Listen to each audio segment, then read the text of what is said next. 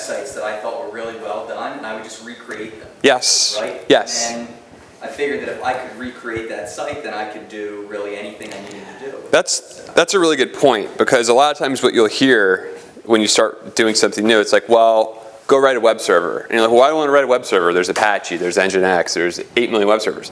But there is sometimes value in reinventing the wheel. Mm-hmm. If you want to learn how something works in the guts of it, there's no better way to learn, in my opinion. Yeah, everyone remembers the first time you saw a view source, and you're like, wait a minute, I can look at all these guys' Right. code. Right. But I just want to make sure everyone has a little bit of context on a practical level. If you think of Amazon.com, all the people clicking, we call it clickstream data, it fills up a database, and that database would be a Mongo's database. But it's not great for running queries. You got to move it into a different type of database to be able to analyze data, and that's what Brad has solved. Getting that data from this massive, messy, kind of unstructured to a very structured database in a short amount of time, programmatically. So it's a huge business solution that every dev shop is doing on a one-off basis. Mm-hmm. Yeah, that's a good point. A lot of people have spent a lot of time and money on traditional business intelligence tools, and Mongo's nice for collecting this data quickly, but they can't analyze it the way they want to. So you need to put it into a business intelligence platform that's more traditional. So, yeah.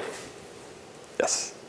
Is there a reason that, since you've already essentially proven, move this data to another database system that's highly structured, then is there any reason why those tools have to exist on those other systems? It's convenient that they're there and they're developed, but couldn't the same types of tooling be developed to talk directly to the database using the same techniques that you're using to stream that information over to the other database? I think so. What this will basically, what Mongo doesn't have right now, it has no way. Right now, it will drop a giant string blob of unstructured code onto disk, and then you're sort of forced to deal with it. It doesn't have a way to stream data directly into another system, which is what mine does. Basically, it literally, there's no persistence to disk anywhere. It's an in-memory stream from source to destination without losing any type information either, which I'm going to go into.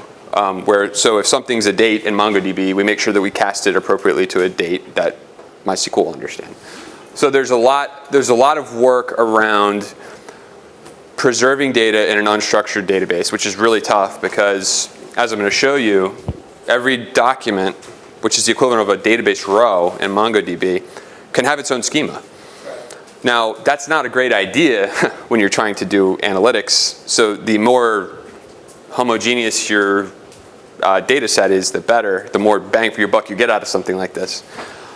I don't know if I answered your question. Did I answer your question? No. Okay.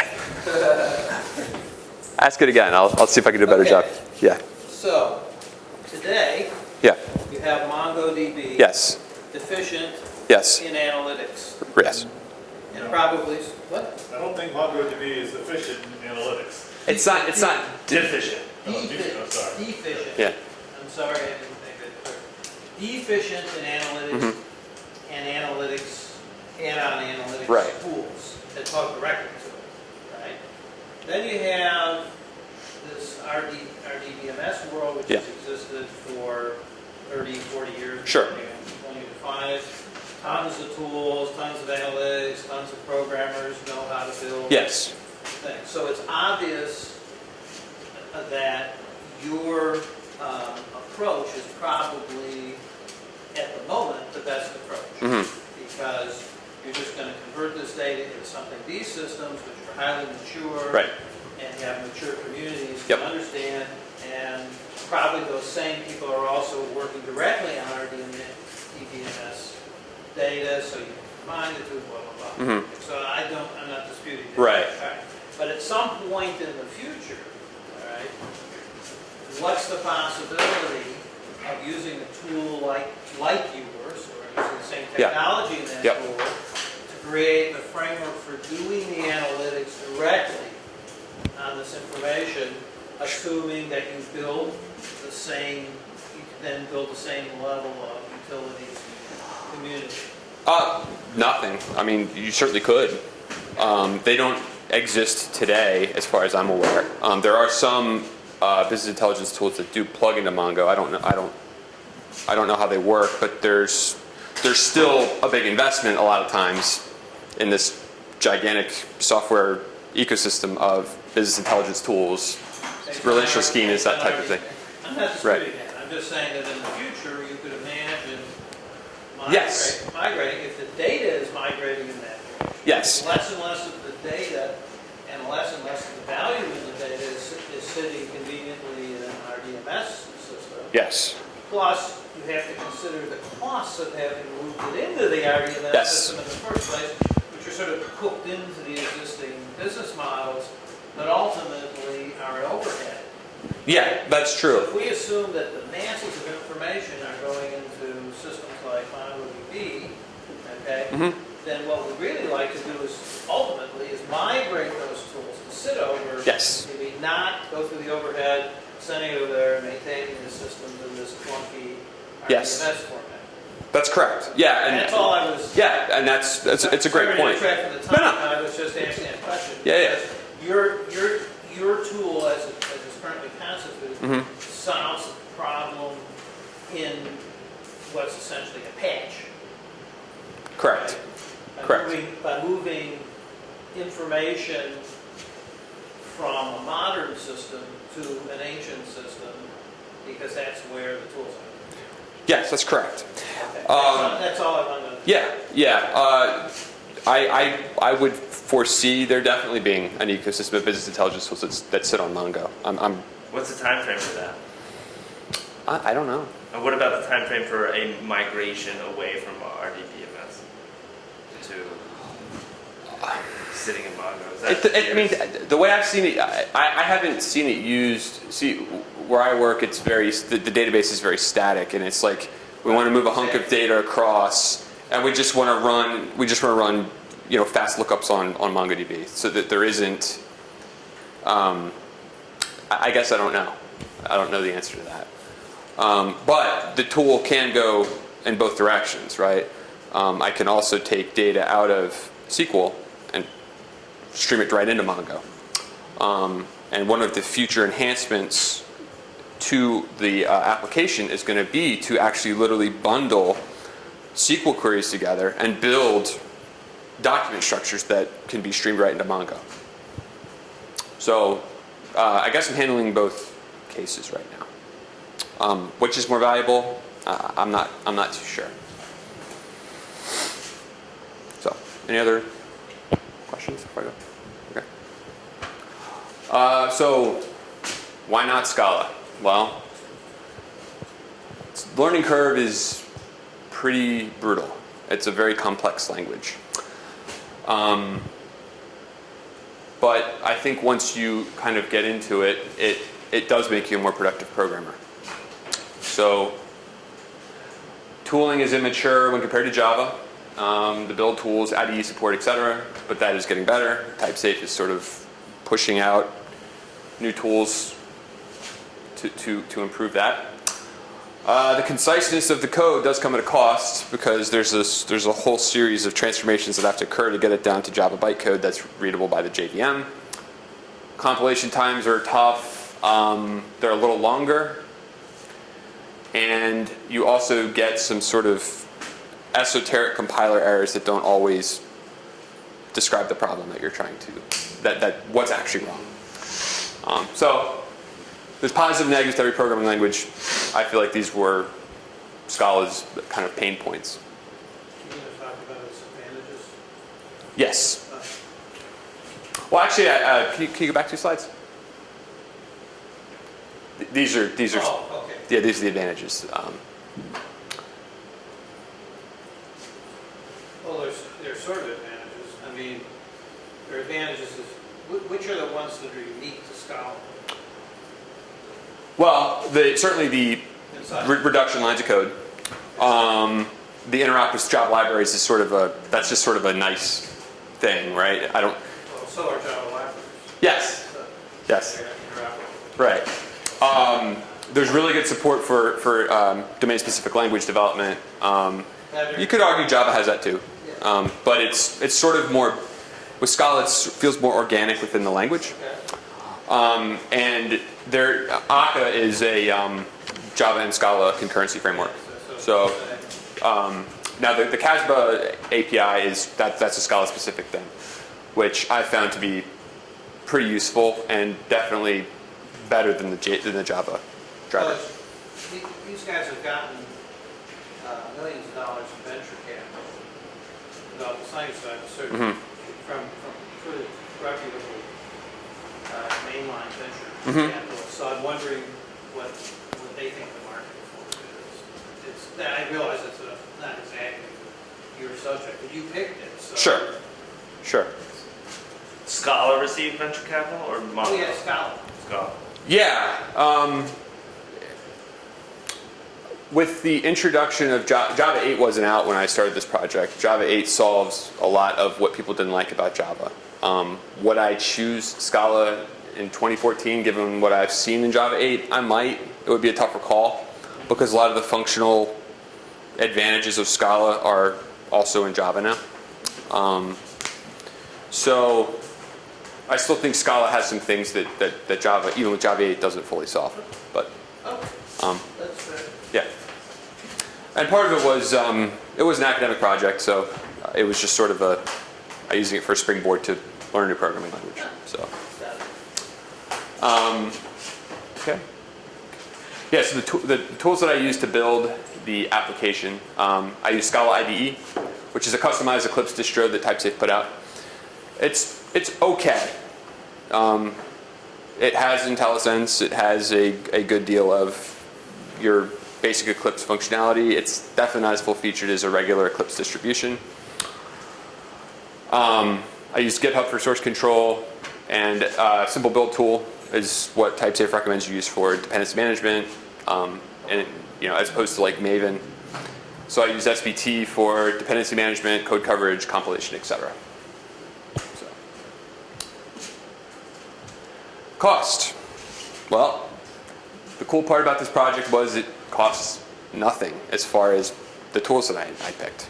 So the man hours that I burned on it were obviously none because I wasn't getting paid for it. So Scala and JVM are free. MongoDB, the version I use, is free. All the databases that I use that connect to JDBC, minus SQL Server and Oracle, they're free. The only cost I really ended up incurring was the $7 a month for a private Git repo. So not too bad. I think it's great that we live in a time where something like this can be completely free. So let me go into what MongoDB is. I know I'll go kind of quick through this. It's a document-oriented database system. I'll show you what a document looks like, what it means to say that something is document-oriented. Right now, it's the 5th most popular database platform out there. And it kind of eschews the traditional RDBMS layout where you have multiple tables and you're doing joins and things like that. That's all gone in the way Mongo does things. And it sort of stores a kind of a JSON blob of information as a single entity. And each entity has its own dynamic schema. So when people say it's schemaless, it's not necessarily true. It has a schema, but each document has a schema, and each schema maps to a collection. But I'll get into that. Next. So terminology, when we talk about what a traditional RDBMS system is versus what it is in Mongo. Database in SQL means the same thing as database in MongoDB. A table in SQL is now called a collection. A row, right, which in SQL is a single static schema, is called a document in MongoDB. And a column, we're calling that a field. Indexes are the same. Joins, there's no concept of joins in MongoDB. So everything that you want to join lives within the document that you've got. So there is no, I have table A, here's table B, I want to join the two together. There's no concept of that. You can link documents together, but that's a little bit of a different concept than actually joining two things together. Primary keys are similar. Could you describe that distinction? Between Between linking and joining? Sure. So basically, I mean, if we're thinking about the SQL way, you have many tables, and you want to join tables A, B, and C together, and you're actually going to take table A and say, join table B on these columns. In a document, you basically have living within inside that document everything you need. So you may have, so if you're thinking about a person, that person will have a name field, an address field, but he's also going to have, many aliases or any other information that's sort of anything one to many about that person is all going to be within one single document, not some other collection, which is what a table would be. It's literally everything is stored in a single document. And I'm going to show an example of a document so you can actually see what this looks like. But if you embed another document, Yes. then wouldn't you have a link to it? Yeah, it's sort of like, for lack of a better word, it lives inside of it as a subdocument. So it can't be embedded elsewhere, it's copied, or is there a universal, does it create in essence a universal ID for it within the database and then allow it to be multiple embedded?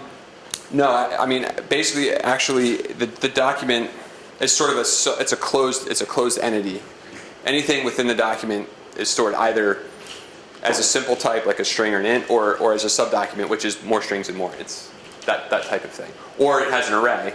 An array is basically the equivalent. There's no way of referencing the document? There is. You have In to. another document? Yes, you can. You have to use a dot notation. So you basically say, name dot address Okay. bracket 0, and that would reference the first address of that person's in that person's document. So it's you have to literally go, and it can get kind of ugly if you have deeply embedded documents. Dot to get down to what you're actually trying to hit. Now I'll show an example of a document. I hope it turns out okay. It might be a little blurry, but. So this is a Mongo document. So this would be a document within a collection. So picture many of these comprise a collection of documents. I don't know how easy this is to read, but this is for authors, right?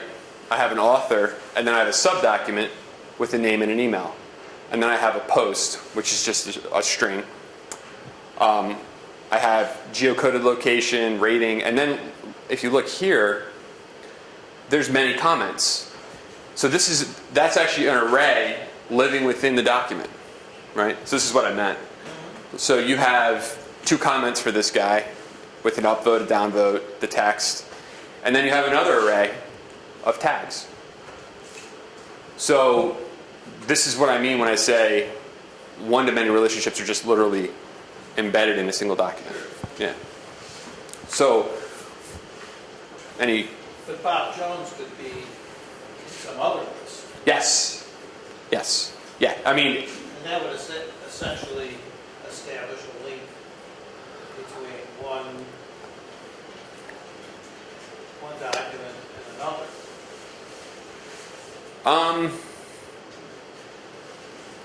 There is an ability to link, like to kind of reference things, but I guess the point is, document A with Bob Jones and document B with Jim Smith, they have no idea about each other. Right, okay. Document C, which has an array of authors, could refer to Bob Jones. Yes. And that would establish a link to that document. Yes. Correct. So in fact, in a large collection of these things, that we call them a database, you have speed. But Yeah, you do. But it's organic, it's you would derive it in this essence from the data. Right. And so another point would be document B may have some other piece of data that this document, so this is ID 1234, which is the primary key of this document. 1235 may have, I understand, it's not in a table where its form is derived from explicitly stated metadata. exactly. Yeah. Yeah, so that's a good way of putting it. Every single one of these has its own metadata. Okay. All right. So, so the features of MongoSluice, real quick. Data's never landed to disk, any place. It's basically done in memory between source and destination. So we take the source types, stream them out, type them in such a way that they make sense in their destination, and then it's all persisted directly in. So there's no temp tables, there's no dropping files to disk. It's literally an in-memory process from point A to point B. So it's very clean and very efficient. And given this is a data transfer framework, I'd put a lot of work into preserving data types, so that something that's a date in Mongo gets typed as a date in MySQL or whatever the JDBC source is. And there's a simple command line interface. I try to keep it simple. No GUI. I find that some of the GUIs around data tools can be very complex and hard to figure out, so I tried to keep it simple. And the schema in both directions is constructed on the fly based on the introspection of the metadata.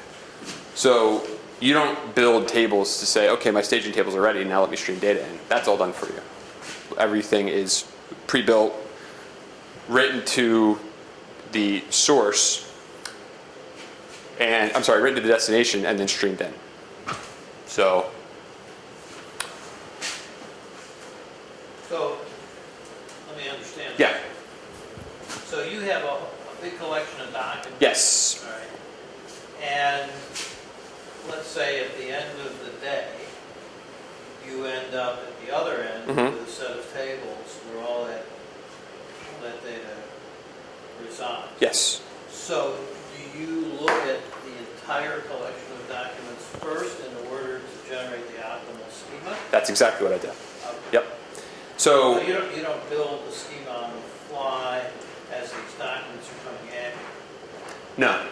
Because you could do that. Well, the process of doing, yes, I could. There's an aggregation framework within Mongo called MapReduce that allows me to stream through the documents very quickly, grabbing all of the metadata that I see, building out my schema structure, and writing that then basically figuring out the table structure of that and writing that right to the RDBMS system. So it's all done, my initial shot at solving this was to do exactly what you said, is to inspect each document, but I found a faster way to do it. So, so obviously going from RDBMS to Mongo is a fairly simple, straightforward task. You have rows and columns. Those rows and columns become, basically each row becomes a document in MongoDB. There's really no magic there. Takes a dynamic query, introspects the metadata, makes sure that all the typing is okay in Mongo, and writes each row as a document. That's sort of by design, because the bigger goal of that would be to construct a more complicated nested structure like what I showed you in that document, where, okay, maybe you have query A, and then you have queries B and C, which pull one-to-many relationships for A. So then you end up with a fully formed document structure that comes right out of a series of SQL statements. This doesn't work yet, but that's sort of the goal, is to build a domain-specific language that allows the end user to construct documents based on the queries that they want to write. So, going the reverse direction, which is sort of what I just talked about, MongoDB has a schema per document, potentially. Now, the guys at MongoDB do not recommend you do that.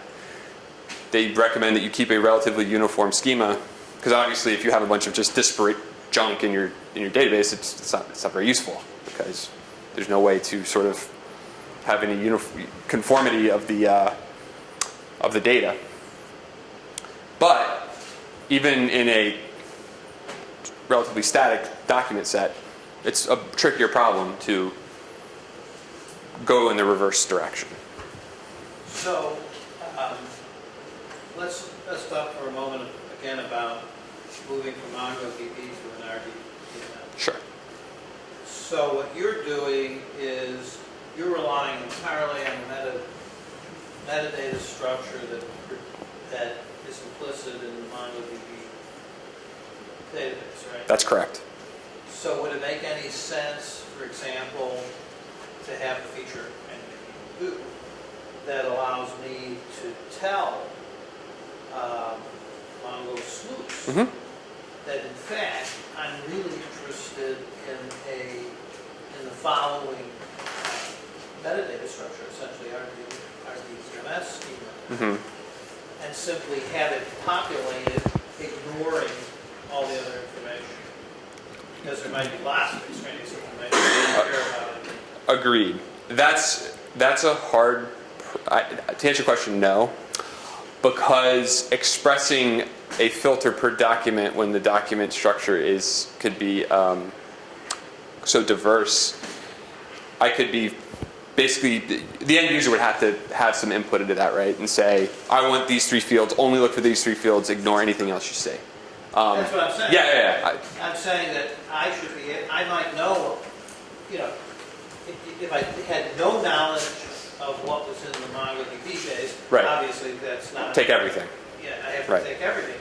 But if I believe I have knowledge, all right, and I want to not have to deal with a lot of extraneous data, Yeah. and building a massive schema to support trivial data, essentially unstructured data Yes. that you've structured to Yes. to suit the need of the transfer. Right. I could say, hey, I know the structure of this thing, okay, and therefore I'm giving you that structure. I'm telling you what the labels are in MongoDB Right. for the schema I'm interested in. Please just give me data populated that way.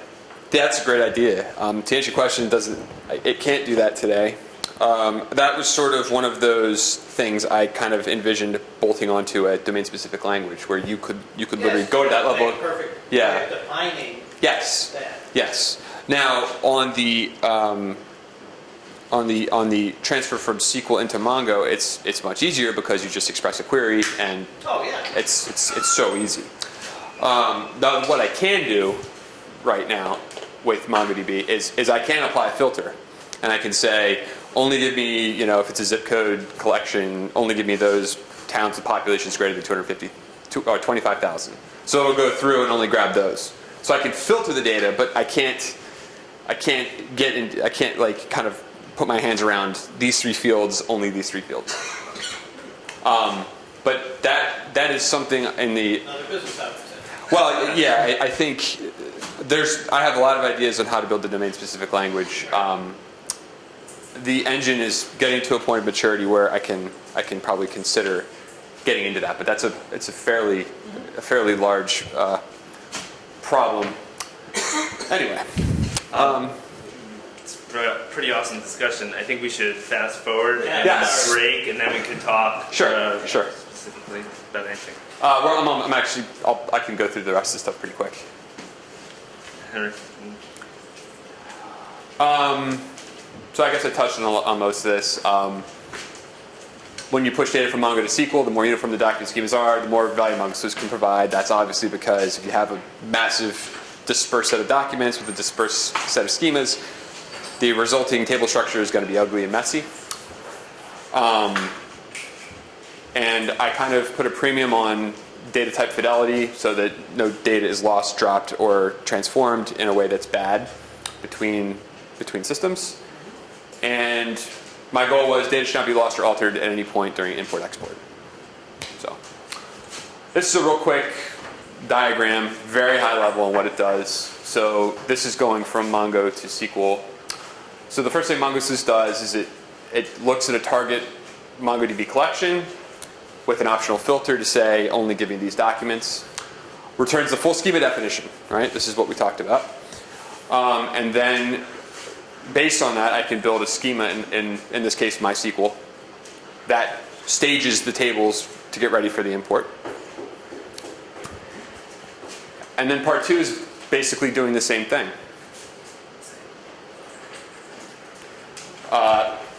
I query the collection, start streaming documents, and I have a structure in memory to sort of take that document, break it apart, and persist it to a series of relational tables. Okay. And then this is when you want to go from SQL into Mongo. Execute a query, return a result set, convert each row to a document, and persist to Mongo. Very simple. So, what do I have today? I have a working alpha product that does everything I just described and a little more.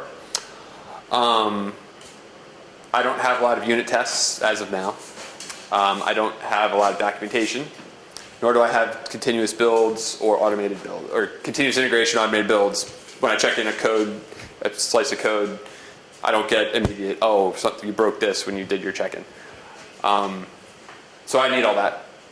And I'm still adding a few more features to get to what I would feel comfortable calling version 1.0.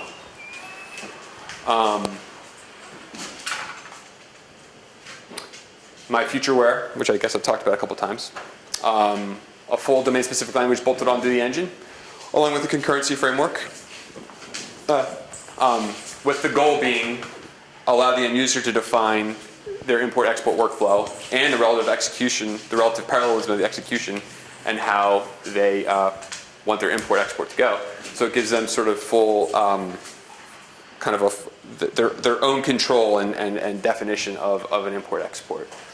And I prefer this approach to a kind of GUI-heavy, click these columns, drag these across. It's a lot easier from a startup perspective to do something along the lines of this than to go and build a full complex GUI. So, challenges in productizing. Well, it's just me. Biggest problem of all. I do this on nights and weekends, in addition to up until recently being a grad student, going to user groups, having a girlfriend, all that stuff. So that's a pretty big rate limiting factor. She's getting her PhD in physics, so she's a bit busy herself. And the other part, another huge problem is I'm building features which I think are useful. I don't have any idea if a customer would find them interesting or not. They're interesting to me, but hey, pooch. So without having that customer feedback, it's sort of like, swinging in the dark as to what to add next. There's minimal things that I think the product needs, but at a certain point, I'm guessing. And it's also very hard to assess what it's worth at this point.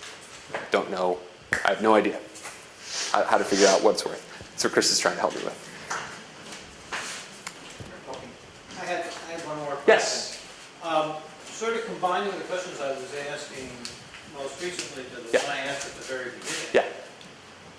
Is there any particular reason why you don't simply treat your utility as an SQL data store?